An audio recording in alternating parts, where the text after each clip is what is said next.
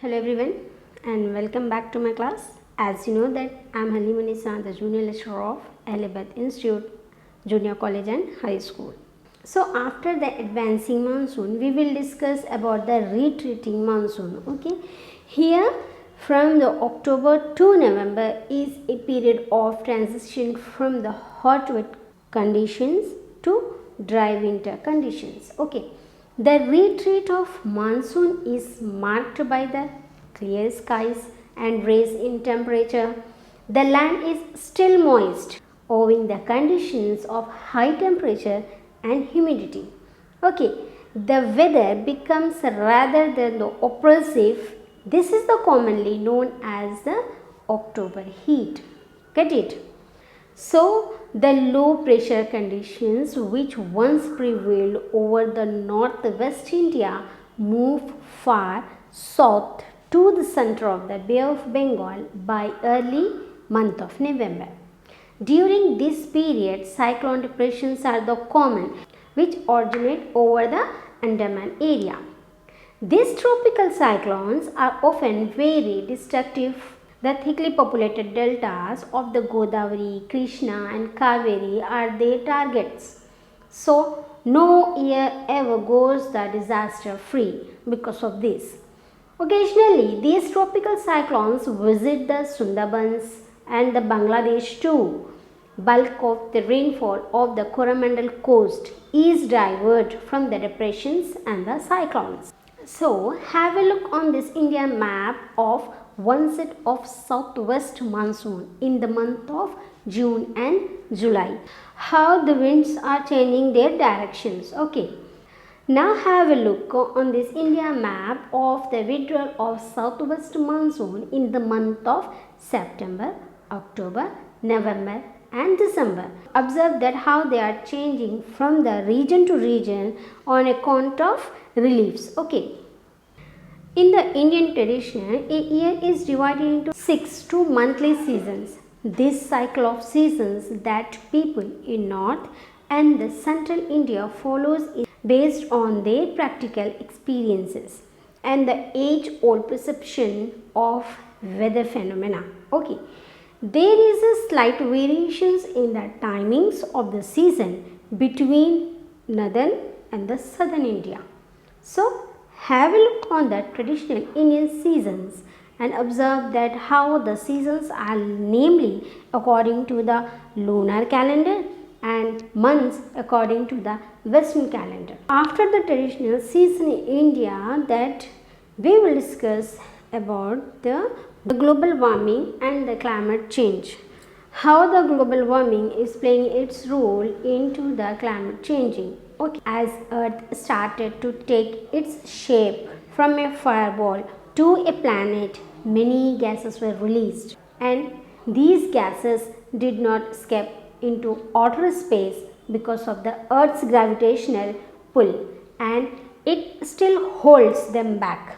So, the result, a thin layer of gases surrounded the Earth and provide us several important benefits. For example, the oxygen that we breathe, the ozone layer that protects us from the harmful ultraviolet rays from the sun, the nitrogen that our plants use to make proteins that we need. Layers of gases is a medium through which fresh air is circulated, and it is also keep us warm.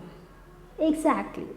So, the keeping us warm is one of the most important thing that the atmosphere does for us. So, it is like a light but effective blanket involving the earth, so that the atmosphere traps a lot of solar energy that reaches the earth by preventing it from a total escaping back into the space. So, this is called as the greenhouse effect. This is important and a vital for a life to survive on this planet. Exactly. If the earth did not have this atmosphere, it would be very cold indeed. Since the 19th century, the planet has been warming up very rapidly. There is an increasing concern about this. Why this concern?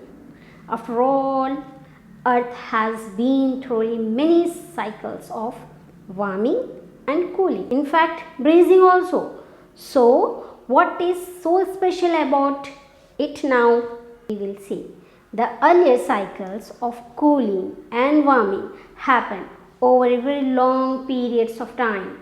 So, this allows most of the life of Earth the time to adapt to the changes. The problems now is that heat is much more rapid and could lead to catastrophic changes. Here the catastrophic means causing sudden great damage of suffering.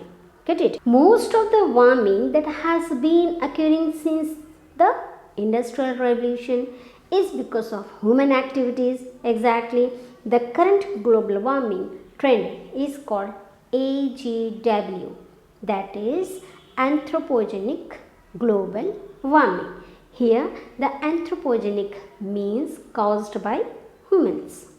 More recently, the scientists are discovering large volume of methane under the frozen tundras of the northern latitudes. Mainly it is in the vast expanses of the northern Russia. So, as the global temperature increases, the ice of the tundra melts more. Okay, the methane that is trapped under the ice caps into the atmosphere and increasing the global temperature. In turn, this causes even more ice to melt, releasing even more methane and so on, like this only. So, here the methane is said to be even more powerful than carbon dioxide as a greenhouse gas. After the global warming and the changing in climate, now we will discuss about the AGW and climate change. AGW means anthropogenic global warming. Anthropogenic means caused by humans. Okay. The activities which are practiced by the human beings against the climate and to influence the global warming, that only this AGW is causing many changes in the distribution of heat in the earth system. Remember how the atmospheric and the oceanic circulations keep redistributing the heat to the world. Okay. Here the AGW disturb this and the redistribution system. The disturbance itself is not so much of a problem, but it is a rapidity with which it is happening. Exactly. When the redistribution system is disturbed, then weather and the climate patterns change automatically. Here the long-term changes, that is climate changes, happen from the accumulations of a short-term changes, that is weather changes. An international effort to form an agreement whereby all the countries try to reduce their emission of greenhouse gases has too far not been achieved, so that an international organization called Intergovernmental Panel on Climate Change, that is IPCC, was formed to address this issue. It was held many conferences to work out a treaty among the nations of the world to reduce AGW and try to slow down the process of climate change. But after all these, none of these have been successful. But the IPCC 2015 Paris Summit come to an agreement to reduce the greenhouse gases emission in order to limit the rise in global average temperature to well below the 2 degrees Celsius above pre-industrialization level. So, on this agreement, total 195 countries agreed and signed. Okay. Here, broadly these disagreements are between the developed countries, mainly industrialized, economically more advanced countries of the West, and the developing countries. Most of the countries are not industrialized. So, here the developed countries want that developing countries to cut down on the burning coal and other activities that did greenhouse gases to the atmosphere. But the developing countries argue that developed countries developed preciously by burning fossil fuels when they were developing. Exactly, and of course, all developing countries has done these for their development. So here this is the main point which are discussed and argued by the developing countries toward the developed countries. So here the developing countries say that their economic development will be seriously damaged if they don't burn fossil fuels, mainly coal, so that their developed countries should not their fair share to work to help in alternatives that can help the developing countries to progress.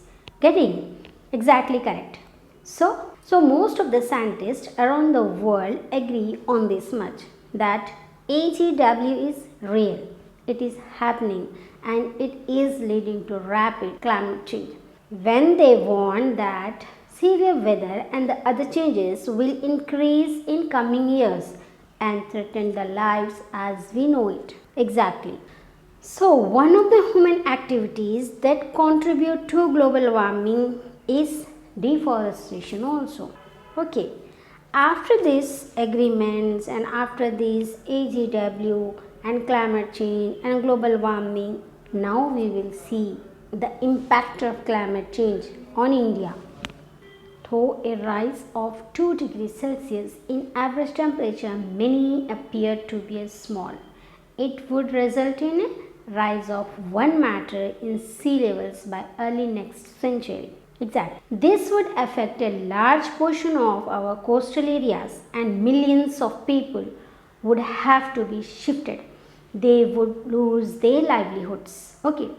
Nearly 200 families living in Nonadanga in the East Kolkata for the past of few years are in progress to being affected by the Kolkata Metropolitan Development Authority, that is KMDA. Many of these families come to Kolkata in search of work. After the Elia super cyclone revenge at Sundarbans in 2009, on March 30, the slum was bulldozed, aimed heavy police presence, and some hutments were set on fire. This requirement thunders. So the requirement of these thunderstorms over the past few days have meant the sleepless and the soil nights for the nearly 700 peoples who have been rendered homeless. So sad.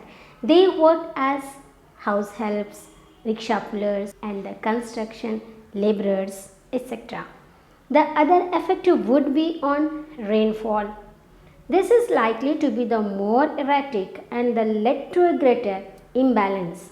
So some of the places are likely to receive the excess rainfall whereas other would get the less than the normal. So for this cause the droughts and the floods are expected to increase. This would affect the agriculture pattern and people's livelihood to a great extent. Exactly. So that the faster melting of Himalayan glaciers would disturb the livelihood of freshwater fishes folk as their natural habit of fishes is affected. Similarly, the freak weather conditions that we read about are likely to increase. Climate change is something that happens at a global level. So, by this, we have completed our fourth chapter, that is Climate of India. Through this chapter, we come to know and understand about the climograph, about the weather, monsoon, and insolation, jet streams, pressure zone, and global warming, and how during the last few years many glaciers have melted in Himalayas, and what is the India's climate controls, and how the influencing climate variations in hill areas and deserts also, and how the human activities contributing to global warming, developed and the developing countries disagreement and agreement on AGW. Okay, all these things we have understood and come to know through our chapter, and the causes climate changing and the global warming also, and how the highest rainfall received and the lowest temperature experience the highest temperature, and the maximum amount of rainfall happened especially in the month of June and October, and how the highest temperature between March and May, and how the variation of temperature and rainfall according to their relief conditions, how they cause. All these we have come to know through our topic